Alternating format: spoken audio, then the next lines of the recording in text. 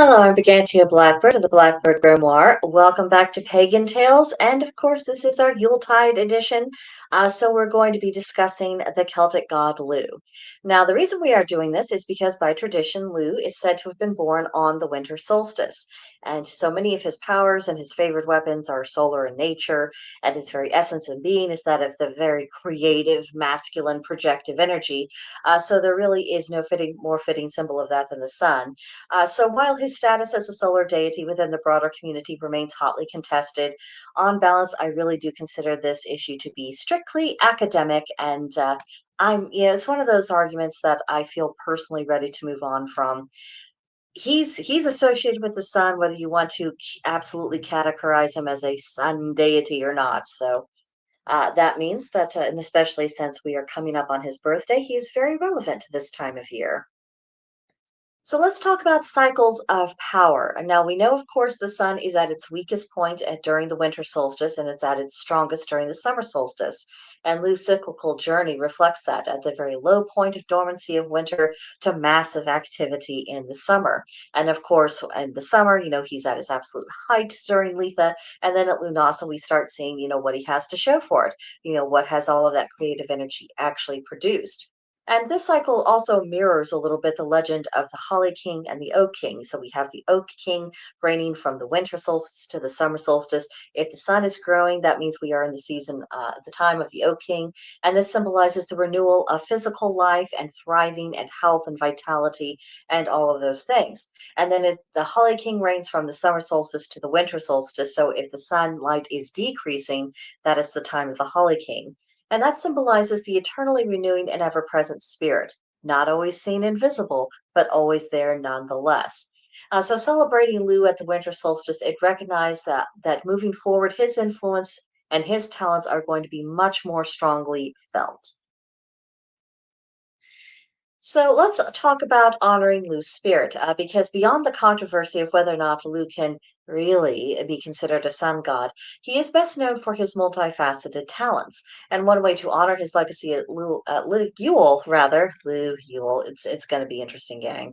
But this is by employing our own personal talents to the very best of our ability to create the best and coziest Yuletide that we have. You'll notice I say best in terms of we're enjoying ourselves, not best as in, look at all the money I spent. No, no, no, no, no. If you're looking for admonitions to spend ungodly amounts of money, you stumbled onto the wrong channel. That's not what we're about here. But one way we can use our creative energies is, we could make our own ornaments, or we can make an effort to cook from scratch. We could compose poetry in honor of the season. There's any number of things we can do, because whatever it is that we're good at, that can be applied to the festivities, and through that show respect to the all-talented and the all-skilled Lou. This is also a good time to show an adventurous spirit and try something new. That's also very much in alignment with Lou's energy.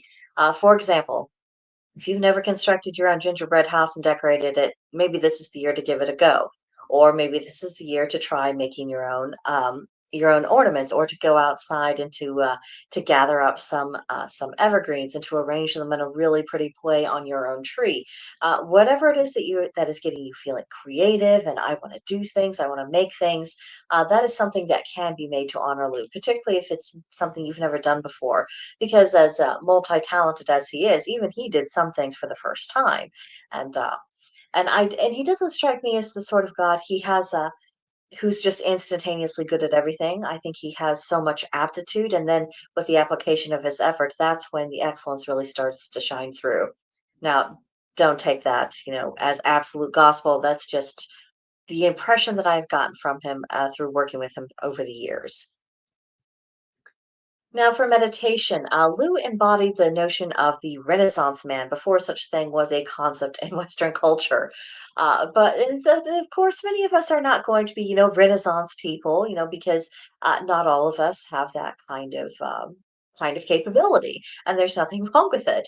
So, at a more commonly attainable level, Lu also represents allowing ourselves to fully develop into a complete person. We may not have, talents to paint and, do the architecture for a building, while learning 12 foreign languages. That may not be us, and it's perfectly fine if we're not. I'm certainly not that. But what we can do is become the most fullest, developed, and expressed version of who we are. And that means we are not just one thing. And I think this is a pushback against modern day culture because that seems to try to manipulate people to becoming one dimensional, be your own brand. Look, I'm sorry, even a business person, you are more than the brand you have created. I hope you have hobbies. I hope you have human relationships. I hope you have, just little what if thoughts that rattle around your brain that, just maybe you never share them with anyone, but it's of interest to you. I hope you are a fully developed, multidimensional human. And many of us would benefit from meditating on whether or not we've allowed ourselves to be complete people or if we have found ourselves shoved into a box via peer pressure. Because if we have, this is the season to cast off that peer pressure and to move into a more healthy mode of being. And I think this would be a useful means of preparing for Yule, as well as deciding how we would like to shape our next chapters. Because if we find ourselves unnecessarily narrowing, we could start using that awareness and to set some goals to broaden our perspectives as well as our experience. And of course, those of us who practice the craft, we might like to cast a circle, invite Lugh in for these meditations. Of course, that's never a guarantee that that a deity will actually come and be a part of your proceedings. However, it certainly does alert him that you are interested in learning from him. And sometimes you might be fortunate enough to have a more upfront and personal encounter.